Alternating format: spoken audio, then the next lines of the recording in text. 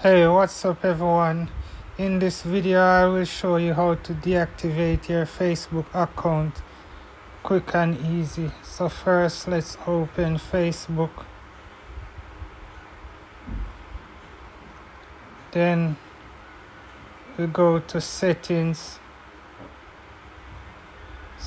and privacy. Then we go to settings. Then we go to account center. Then we go to manage account, deactivate Facebook.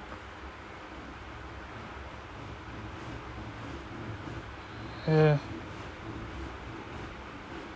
it goes, need to state a reason for deactivating your Facebook account. So this is temporary, I'll be back.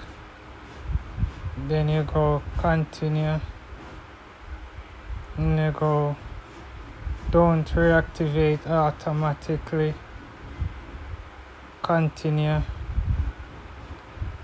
deactivate.